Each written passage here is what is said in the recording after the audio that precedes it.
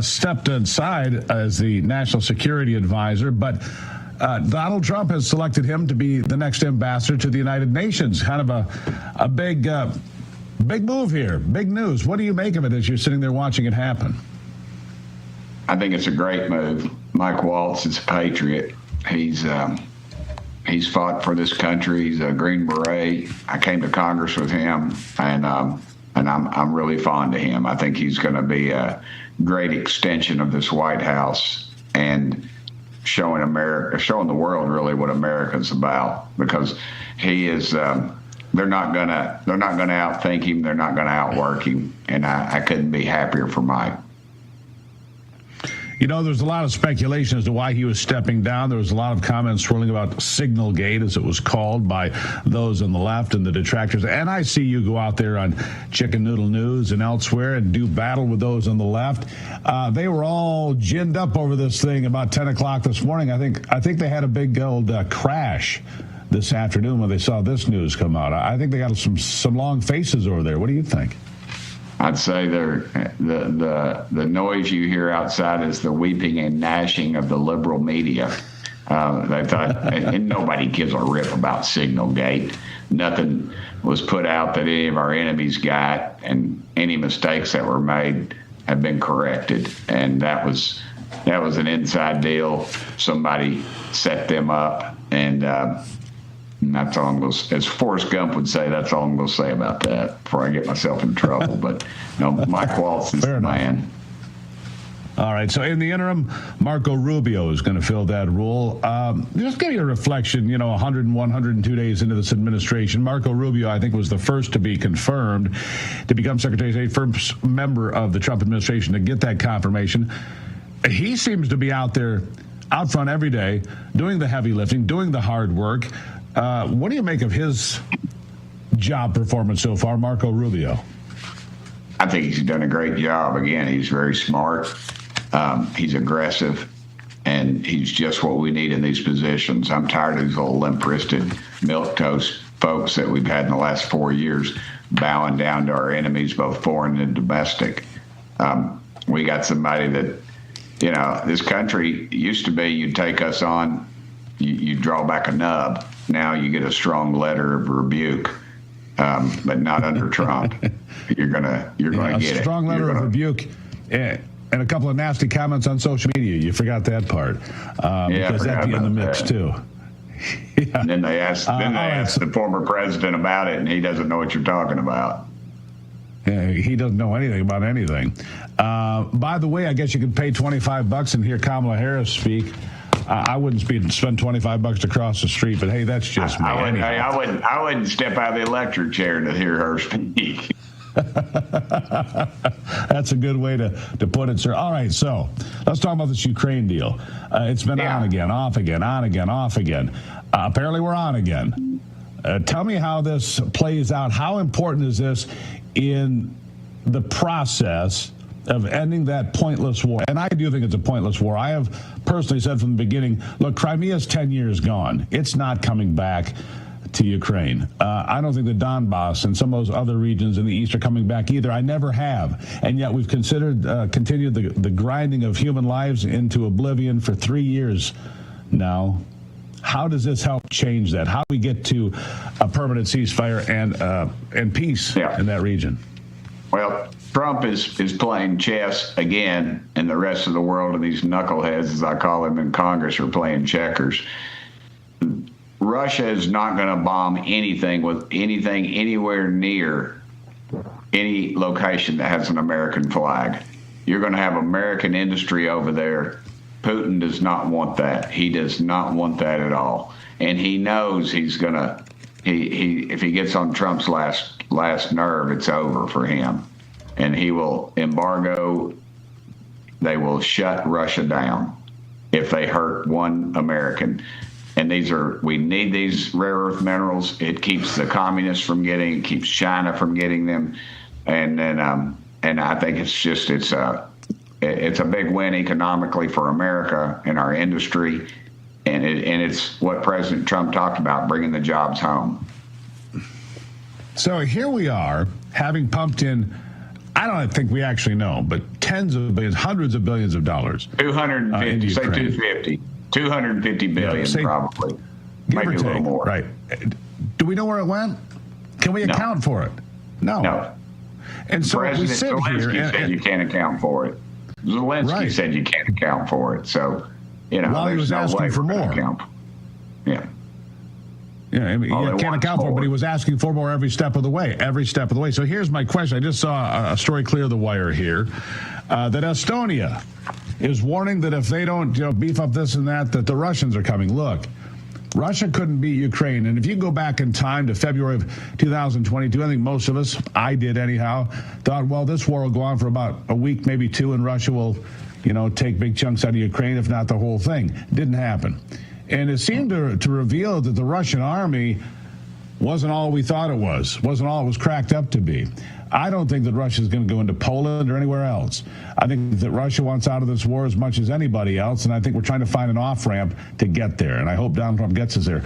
You hear the people on the left say, well, we've got to give all this money to Ukraine because otherwise they're going into Poland, they're going to go into the Baltic states. I don't believe that. I never have, Congressman. Am I naive?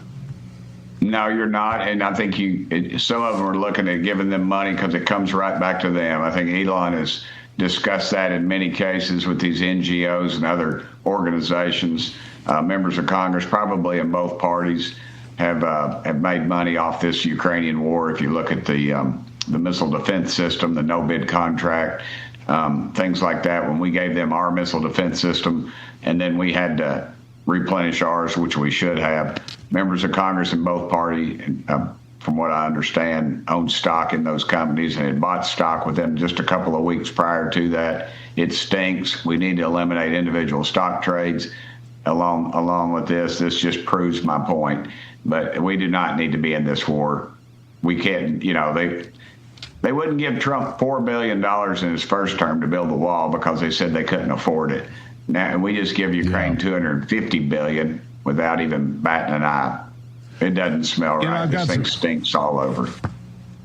You mentioned the border wall here, and I want to reflect on this because, we just marked 100 days. Donald Trump was actually in Michigan. I was there at that event. Quite exciting, by the way. It was festive. It was very positive, very upbeat, like most of the Trump rallies. You've been to them.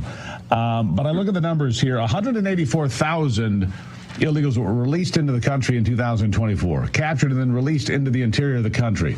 And we'll see in a few years. The number so far this year is 9. 184,000 down to 9.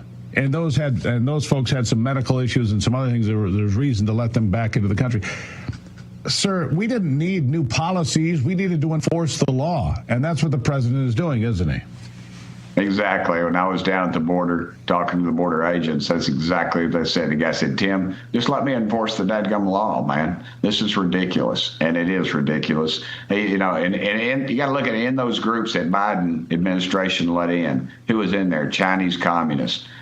Members of known terrorist organizations that were, after we knew they were terrorists, were released into our country. We had over 100 that we knew of that were terrorists. You just go down the list. Taliban, all your awful groups in this world, we let them in our dadgum country, and we've been run by a bunch of anarchists. And why in the world we want to go back to that, I do not know. That is, even CNN said, I think 56% of the population approves of Trump's movement towards immigration. CNN admitted that. So it's probably 76%. Yeah. Well, they love to bring you on over there, don't they? Anyhow, Tim Burchett, we like to see you here as well. Thank you for taking the time, and we always appreciate it. Yes, sir. I go on there because it's good therapy for me. I always say it's cheaper than a psychiatrist. Oh, it's fun to watch for us, too, sir. Thank you again. Greatly appreciate it. Love you guys. Thank you, brother. All right. Congressman Tim Burchett of Tennessee. He is, to me, as colorful oftentimes as John Kennedy is on the Senate side. I just enjoy talking to him. All right, up after the break, Real America's Voice airing special coverage of the first annual American Border Hero Awards. It happens tonight at 6 o'clock. I'll bring the host of that event, John Solomon, right after the break to talk about it.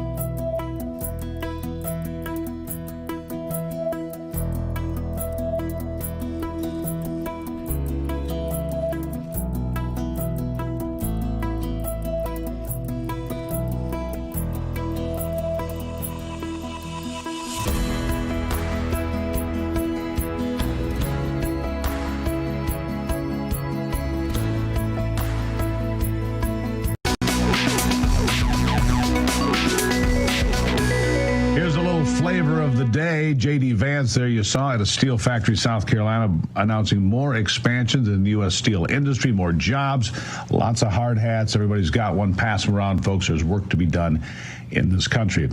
Leading up to the election, Joe Biden's open border was an issue at the top of most Americans' list of concerns. But thanks to the efforts of President Trump and his administration, the border has been sealed, and violent criminals are now being deported to other countries, much to the chagrin of Democrats and those in the mainstream media.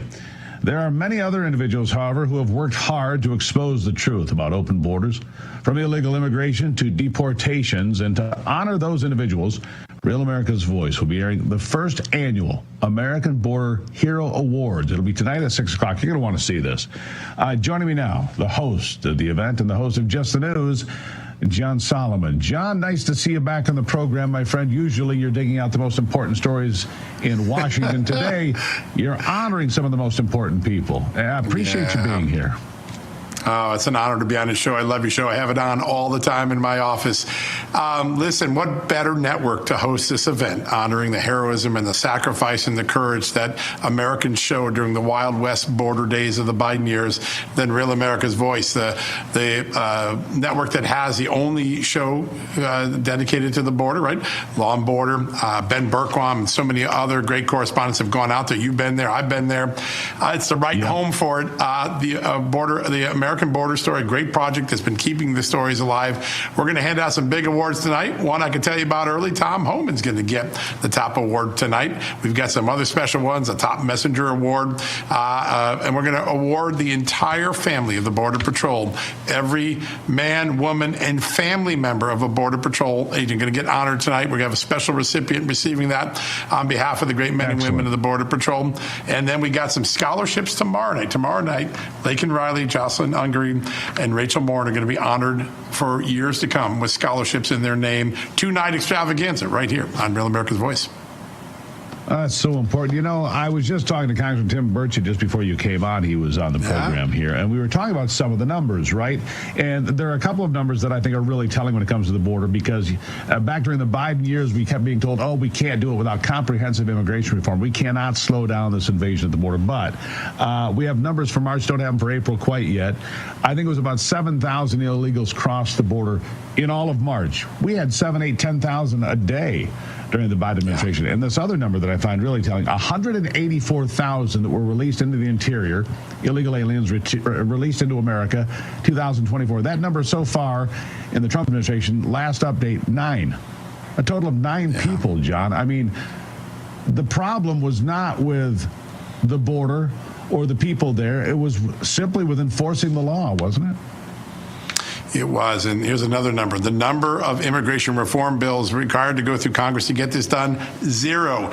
What a bogus story we were given by James Lankford and some of the Senate Republicans and Democrats that the only way to get the border secure was pass some legislation, which, by the way, would have allowed thousands of people to come in illegally to the country before any emergencies kicked in. It didn't. It just took the will of a president, a common sense approach from a Tom Homan, and all of a sudden the border is as secure as I've seen it in my 35 years as a reporter here in Washington.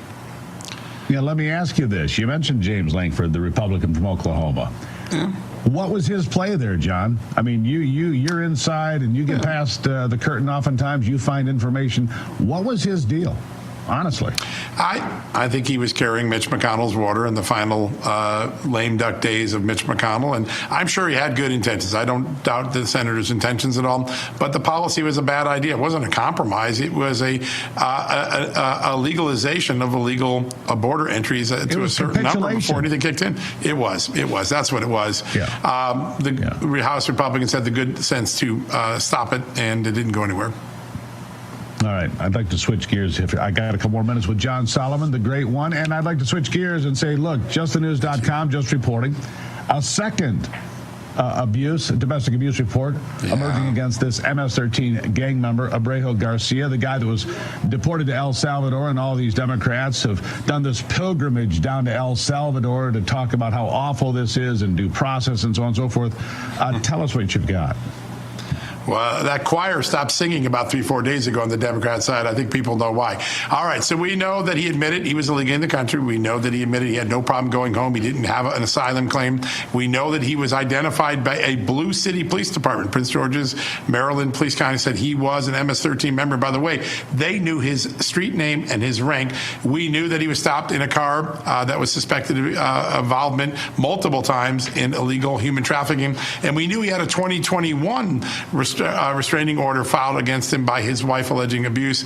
It turns out there was an earlier one, 2020, a more outrageous and very serious complaint by his wife, the wife who now stands behind him claiming he's a victim, that said he dragged her by her hair out of a car and down the street by her hair. He hit her. He beat her. He locked the children in a basement. These are all things that she alleged and the court accepted as honest assessments of domestic abuse. This guy's record is probably why the Democrats started singing from that hymnal. You know, John, but you bring that up, and here's what occurs to me when you say that. You're right. They don't sing from the hymnal. They go silent, but they never correct the record. They don't. So a lot of people, Nor do the media. the big networks. Right. The big networks still carry the gross tonnage of viewers, right? Their numbers have dropped dramatically, but ABC, NBC, CBS, New York Times, whatever, they still have that gross tonnage of eyeballs.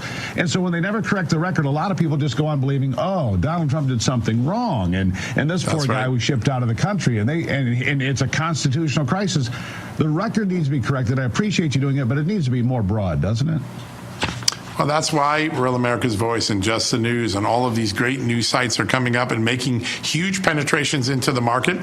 And people are now getting the facts around that blockade of networks and traditional news sites. It's going to take a little longer to even the sides out, but the speed at which Real America's Voice and Just the News are growing up, people are globbing on and realizing they're not getting the whole story. They're looking elsewhere, and they have found some trusted sources whose track record, like REV and Just the News, are right on the money. It's a process. It takes 10 years for that pendulum to swing, but I'll tell you what, that pendulum is still moving away from the networks and the traditional media and toward the new media. That's why you have such a huge presence at the White House called the New Media Office. I agree with that. John Solomon, greatly appreciate it, and thank you for the update. Don't forget tonight, tune in, 6 o'clock. John Solomon will be there, Real America's Voice, Eastern Time, 6 o'clock, to see the first annual American Border Hero Awards, hosted by the one and only John Solomon, whom you just heard from. JustTheNews.com. You can always find out more. Stay on top of those breaking stories that you just don't hear anywhere else. Coming up after the break, White House Deputy Chief of Staff Stephen Miller addressed the media on multiple issues today. Oh, it was good stuff. We'll check in with Brian Glenn for some of the better tidbits after this.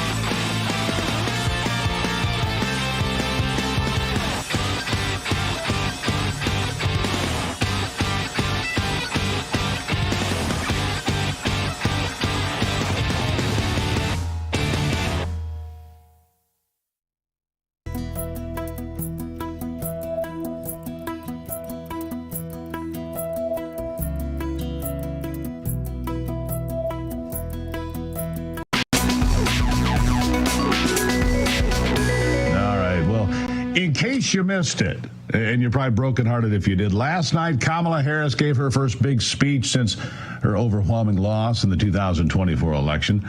Take a look at what White House Deputy Chief of Staff Stephen Miller had to say when our very own Brian Glenn asked about it earlier today. Any comment from the White House on that? Well, I think it was a great reminder to the American people of just how blessed we all are that the leader sitting in the Oval Office today is President Donald Trump and not President Kamala Harris. It was a helpful reminder of just what a travesty and a tragedy that would have been. It would have been the end of America. And the only thing Americans want to hear from Kamala Harris is an apology for joining Joe Biden, and remember, she was the border czar, joining Joe Biden in aiding and abetting the invasion of our country. And we're never going to stop talking about this because what they did to this country is unforgivable. He is fun at the podium, isn't he? Indeed, she does owe an apology. I doubt we'll ever see one or get one. Miller then went on to discuss multiple issues with the media, including children's safety, eliminating critical race theory from American schools, and so much more. Here with me to discuss all of this, the Chief White House Correspondent, Brian Glenn. Brian, always nice to see your smiling face out there in the sunshine. Yep. I just had the Kamala Harris thing. Tim Burkett was on, the congressman from Tennessee, to start the program today. He said, I wouldn't get out of an electric chair to hear her speak. I think he echoes the sentiment of a lot of folks. What do you think? That's true. And that's classic Tim Burchett, by the way. He is a walking soundbite. Good afternoon, Steve. Yeah, you know what? The speech, that was her first major speech, if you want to call it a major speech. She actually laughed. I timed it for about darn nearly 2 minutes when they introduced her. It was a bunch of laughing. Thank you, thank you, thank you. It was classic Kamala. Then when she got the nuts and bolts of her speech, it just basically started tearing up Trump and tearing up what's going on in our country. But it is a really good reminder that we made the right decision on November 5th, or America did, not putting Kamala Harris in the House behind me, but rather using their brain and voting with common sense, which Stephen Miller talked about today. Yeah, a lot of action there at the White House today. Mike Waltz leaving one job, an important job as the national security advisor, and going over, apparently, if he gets confirmed, I wouldn't see how he couldn't, to be the ambassador to the United Nations. And it's funny because earlier today, the left-wing media is all like, they're out sharpening their knives and they're going to take out Mike Waltz. And also this announcement comes in a lot of long faces there, Brian. A lot of Democrats like, well, what happened? Yeah. You know what, Steve, they want a revolving door. They really do. They want a revolving door at this White House of people being removed and all of that. But it's really brilliant on his part for kind of reshuffling a little bit, putting him in a great position. And I do think he will get confirmed for that. But it's classic Trump. He's strategic. He's smart. He's going to put people in the best positions. And I think coming out of all of the controversy that surrounded the incident with Signal and all of that, perhaps that was one of his, that was the way he dealt with it. And I think that as the media, we should support that. But I do not support a failing administration. How some of these media outlets can actually applaud wanting to get people fired and reshuffle the administration it's unpatriotic, to be honest with you. It really is. It is unpatriotic. I can understand about getting rid of bad people, but Mike Waltz is not a bad person, so I don't want to remove him from the administration. Right. This guy's a Green Beret. I mean, this guy's been there. He's been in hot landing zones before. Real quickly, he's great. I would say that, well, sure, the administration's heading in the right direction. Marco Rubio will take that job as the national security advisor now. I think most people are pretty pleased with that. Brian, greatly appreciate you as well. Yes, sir. Thank you, sir. Have a great rest of the day. There you have it. Brian Glenn from the South Lawn. Tax day may have passed, but for millions of Americans, the real trouble is just beginning. If you missed the April 15th deadline or still owe back taxes, the IRS, well, it's ramping up enforcement. Every day you wait only makes things worse. You know it's true. With over 5,000 new tax liens filed daily and tools like property seizures, bank levies, and wage garnishments, the IRS is applying pressure.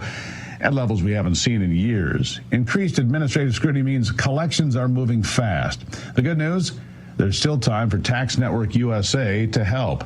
Self-employed or a business owner, even if your books are a mess, they've got it covered. Tax Network USA specializes in cleaning up financial chaos and getting you back on track fast. Even after the deadline, it's not too late to regain control. Your consultation is free, of course. And acting now could stop penalties, threatening letters, and surprise levies before they escalate. Trust me, you don't want it to continue. Call 1-800-905-8000 or visit tnusa.com/RAB. You may have missed April 15th, but you haven't run out of options. Let Tax Network USA help before the IRS makes the next move. Coming up after the break, the FDA seems to be caught in a lie. That's because reports are coming out that the abortion pill, 22% more likely to kill you than previously stated. Details ahead.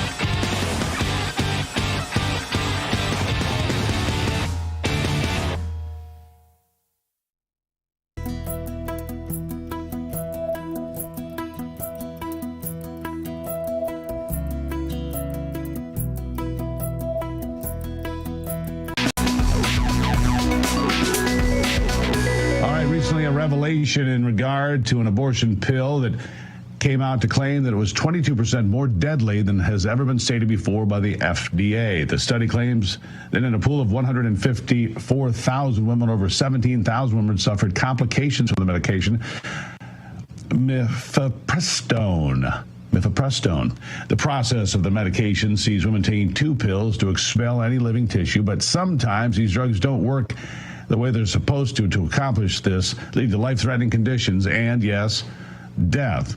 Fair to disclose the actual risks of the drug is a direct contradiction of informed consent concerning pharmaceutical drugs, and lawmakers should take action, especially with the increase of online prescriptions being filled. That's right, online, not even talking to a doctor. Here to discuss this is the founder of the Voter Reference Foundation, Doug Truax. Doug, nice to have you here. Thanks so much for having me on, Steve. Yeah, mifepristone is a drug that, it's out there. It's advocated for by people certainly on the pro-choice side of the world. But it seems to me with this sort of information coming out, we've not been told the whole truth about this drug and the possible ramifications of taking it. Yeah, that's right. So inside the Restoration of America Families is also the Voter Reference Foundation, which you mentioned, but this is the Foundation for the Restoration of America, a 501c3, and we are super pro-life, pushing this as hard as we can. And we commissioned a study, got this data set, had a whole bunch of OBGYNs go through it, and basically what we came to the conclusion was that while on the label currently for the drug, it says there's a 0.5% chance of an adverse reaction to it, but we found there's actually more like an 11% chance. And it looks like it's trending upward. And so the question then becomes, and this is not like just, oh, I don't feel well. This is hemorrhaging, sepsis, even death. I think there are thousands of women out there probably that have taken this drug and can no longer have kids. And so let me ask you this. Yourself, well, yeah, go ahead. Yeah. Well, I was just going to say, based on what you've just told me, should this drug be cleared for use? Should it be something you can get online or over the counter? Should it just be cleared for use like that? No, heck no. No way. No, and people say, well, what's the, at what point does the FDA say this is not a good idea? And it's typically north of 2%. And so this is at 11. And so there's no question that the FDA should be shutting this thing down. But of course, as you know, the left is just hell-bent on more and more abortion. They don't really have a moral footing in their party. It's all about power, and they were just trying to find more and more power through telling women, we're the ones that will look out for your abortions. And so, Roe went out, Dobbs came in, and then Biden took one more step down the path of saying, you know what, let's just let it all go out in the mail. And, back early in the early 90s when this drug first came out, you had to go see a doctor like upwards of 3 times to verify how far along you were in your pregnancy, because you shouldn't take it after 7 weeks of pregnancy. And so that's all out the window. It just arrived at your house. And, you could have a kid getting this without the parents knowing, too. I mean, there's all kinds of crazy things that have happened around this, but we've all heard horror stories, especially those of us in the pro-life movement, about what this thing actually does. Because imagine what this, here's a pill that's going to end the life inside of you. So, shocking. It's more dangerous than 0.5%. So it's like, it's not hard to believe that it is a problem like they say it is, like the data says it is. Now, but what we're realizing is just politicized data coming out of the FDA before this, Sure. Let me be clear about this. I'm not a doctor. I don't know how this compound works exactly, but this has to be some sort of a poison. You have to poison your system for that to function that way. That would be my layman's comprehension of that. Am I in the neighborhood? Oh, for sure. Yeah, I'm with you. I'm no doctor. The OBGYNs, the American Association of Pro-Life OBGYNs is who we had help us put all this together. And they've seen lots of women over time that have had lots of problems with this because it's just like what you said. It's not hard to believe that, hey, this is going to be a real problem for you. There can be some adverse reactions to it. And if you knew going into it, if the label said, hey, 1 out of 10 of you that take this is going to have some real problems, I think a lot of people would not take it. Maybe all of them would not take it. And so now you think about it this way, this is the real part where we're saying, hey, look, if you're a pro-life, if you call yourself a pro-life lawmaker, and you know now that in this case, let's just say there's about 700,000 chemical abortions a year in this country. And so basically, there's now going to be 70,000 women this year that are going to have these terrible adverse consequences, and we know it's coming. And if you're a pro-life lawmaker and you're not going to do anything about it, well, those are the folks we're going to be talking to, because now's the time to deliver. We have the White House. We have both houses. You've got the numbers. Of Congress. Let's do something. Well, you've got the numbers right? on this drug, Doug. It shouldn't matter if you're a Republican or a Democrat. If 70,000 out of the 700,000 people that take this drug, this poison, become affected in a negative way, then somebody should do something about it. Mifepristone is the drug. Doug Truex, thank you for being here. We need to know more about it. We'll continue to dig here on America's Voice Live. Thank you so much. All right, coming up after the break, I'll bring on Dr. Peter McCullough to explain to us another fascinating new study involving ivermectin, from something that doesn't work to something that does. Details straight ahead.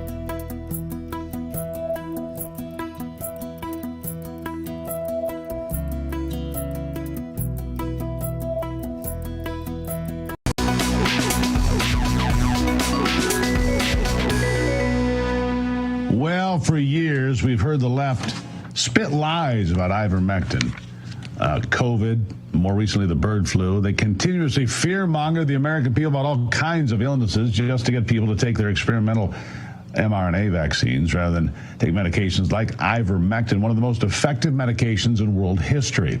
A recent study has shown and proven the benefits of what ivermectin is capable of doing when used with mebendazole. It shows to fight cancer in some ways. It is a healthy drug that has been out there. It won the Nobel Prize, in fact. Ivermectin, what does it treat? Let's see, it can treat head lice, scabies, river blindness, strong ileodosis.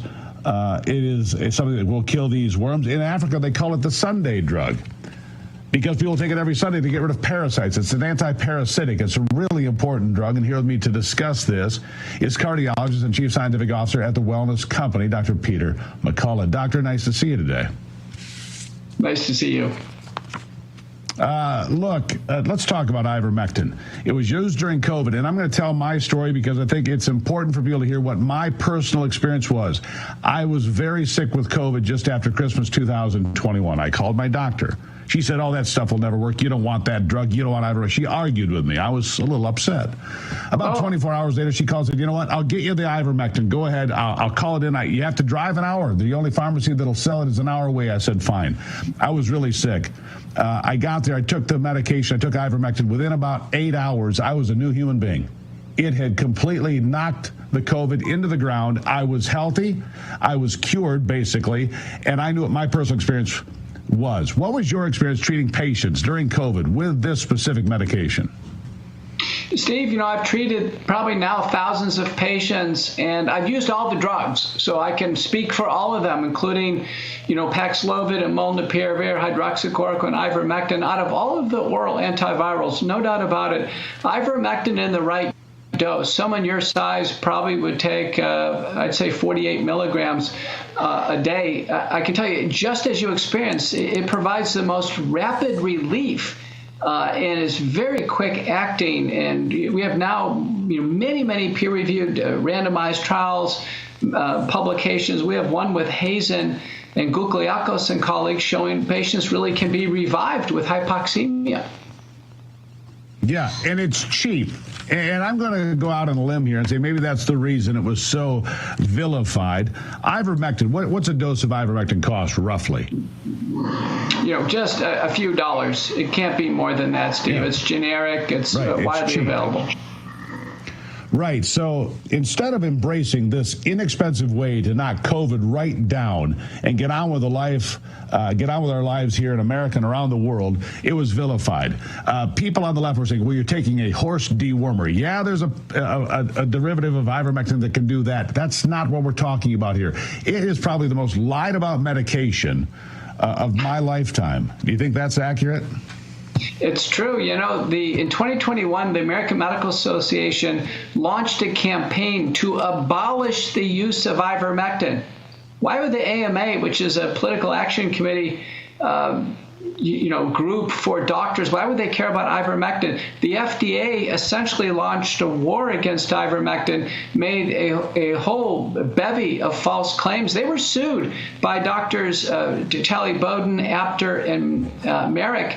And the FDA backed down. They took down all their false claims about ivermectin. But it's clear the American Medical Association, the Medical Orthodoxy, and the U.S. agencies don't want Americans taking such a safe drug to reduce the risk of severe symptoms and mortality due to COVID. And here's what's fascinating. The McCullough Foundation, your foundation, has found a new combination of ivermectin and another drug that when they work together shows real promise in combating cancer. I mean, this is important stuff. Tell us about this. Yeah, the combination is ivermectin in a fixed dose with mebendazole. Both are anti-parasitic agents, and they are marketed by the Wellness Company on label as a parasite cleanse to treat a whole variety of hookworms and whipworms and strongyloides and a whole variety of various parasitic infections. But the discovery has been that the multiple actions in the cells that these products have anti-neoplastic effects. Ivermectin, multiple different mechanisms in preclinical studies, and now mebendazole actually in clinical studies. So I want to see large prospective double-blind randomized placebo-controlled trials. People are doing everything they can with conventional surgery, radiation, and chemo. They want to know if something safe and readily available can help them when they're deep into cancer. Yeah, and let me ask you this. Last question. How important is it to have a parasitic cleanse from time to time? I mean, everybody has parasites. If you're eating seafood, if you've got animals in the house, dogs, cats, most people have parasites. Some of them are good, some of them not so good. How important is a parasitic cleanse like the one the Wellness Company has available now? Depends on the context. Certainly sushi eaters, those traveling, those exposed to various parasites, camping, drinking river and stream water, lake water. So the context matters. In some countries, they do this regularly. In Central America, for instance. United States, I think, is much more symptom-driven. But suffice it to say, we have probably underdiagnosed parasite infections. And at the Wellness Company, certainly we have a watchful eye for them, and we've got a terrific product in a parasite cleanse. And what is that product called? It's simply called Ivermectin mebendazole combination. It comes in a fixed dose combination, 90-day supply. Have to visit with one of the Wellness Company doctors, and then people are often running with really a high-quality product that's in demand. And I'll be doing that as soon as I'm off the air today. twc.health/voice. Use the promo code VOICE to save 10%. twc.health/voice. Promo code VOICE, save 10%. Dr. McCullough, always good to talk to you, my friend. Thank you for that. We'll be right back here with a special member of the White House Faith Office, Paula White, to talk about the National Day of Prayer. Don't go anywhere.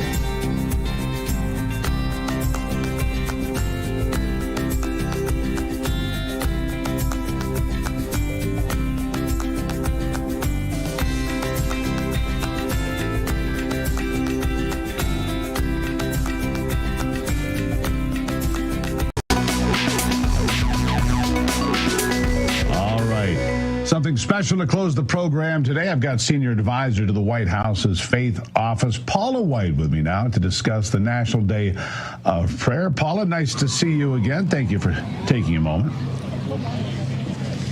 It's great to be with you, Stephen, with all your listeners. What a beautiful day. A little bit warm out here in D.C., but it's beautiful.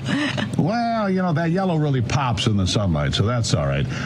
Tell us about the Faith Office on this National Day of Prayer. The Faith Office, brand new under President Trump, a man that you have been his pastor for almost 25 years. I mean, how important do you think this office is on this Day of Prayer? Tell us about it. It was absolutely crucial, and President Trump put the White House Faith Office in the West Wing. We have 6 executive office employees right now, and of course we're going to have a faith director in every single department and agency. We are tasked with many things. Today was an absolutely beautiful time of prayer. You had people of all faiths. We had Catholic, Christian, we had an imam, we had multiple rabbis, etc. You had all people of all faith here, knowing how important religious liberty is to us, and that is the bedrock of this office. So we worshiped, we prayed, we sang songs. President Trump was supposed to be there for 40 minutes. It was over 2, maybe 2.5 hours today. It was just historical, and you have to hear his speech. I mean, I think he was slotted for 8 to 10 minutes. He went on for over 40 minutes from his heart. Steve, it was so powerful because you just see coming out of him the importance of faith, giving people of faith without any discrimination, without any things holding them back, their freedom. Religious liberty is the bedrock of what we do. Now, of course, there are other things we do, from flourishing minds and brain health, substance abuse. We look at reducing crime and recidivism rate, adoption and foster care. There are multitudes of things that we do. We have 8 initiatives. So in all of that, though, we make sure that all people of faith have a voice under this administration, very unlike the last administration. Yeah, that's very true, Paula. No question about that. I noticed that a lot of people that live in glass houses cast a lot of stones at Donald Trump, trying to pick him apart for this and that and everything else. They try to pick out the wood in his eye while they ignore the plank in their own. He is the target of a lot of people who say, well, he can't possibly be Christian because he's done this and that. You know him as well as anyone over the last quarter century. And on this level, what would you say about Donald Trump and his faith? 100% is he a Christian, and he is actively has a relationship with the Lord Jesus Christ and a relationship with God. I love today. He just randomly called people up just out of the blue, and one of those was Dr. Phil McGraw. He called him up, and it was just spontaneous. And you've got to get this clip, Steve. He just started talking about the interview he did with President Trump and time that he spent with them behind the scenes, and that 100% this is a man that is tender towards the thing of God. He's saved. He's a man of faith, and he believes deeply in the convictions. This is not political. This is something much deeper. So it's interesting people say that because they really don't inspect what they start saying, because his mother was a strong woman of faith, a strong prayer woman. Yeah. He went to Sunday school. We call it Saturday school. Sometimes he went at least twice, usually twice a week plus Sunday church with his family.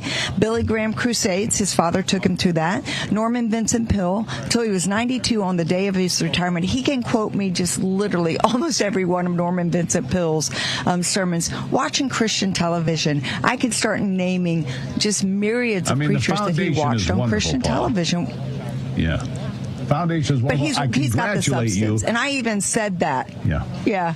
Well, I congratulate you on the Office of Faith. I have to leave it there for today. But thank you so much for being here, and thank you for being an inspiration to people as well, especially the president. Thank you so much, Paula. Of course. Thanks, Steve. Talk to you soon. Greatly appreciated. She knows him as well as anybody when it comes to faith and his relationship. Well, maybe he knows more, but she knows as much as anybody else.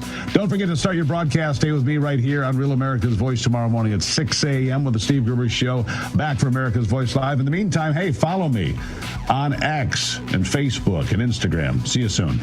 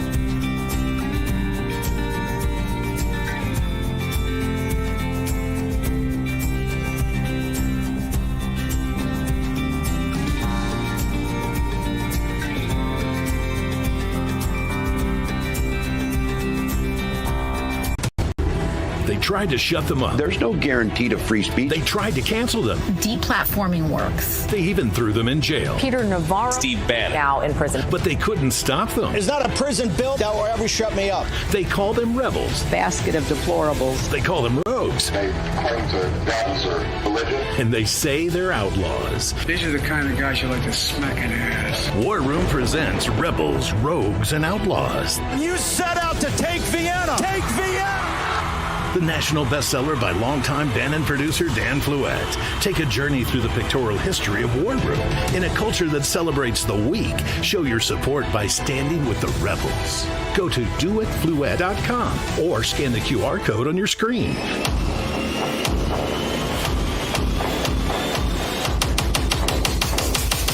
Use the code RAV20 for 20% off your order. Stand with the rebels and never back down.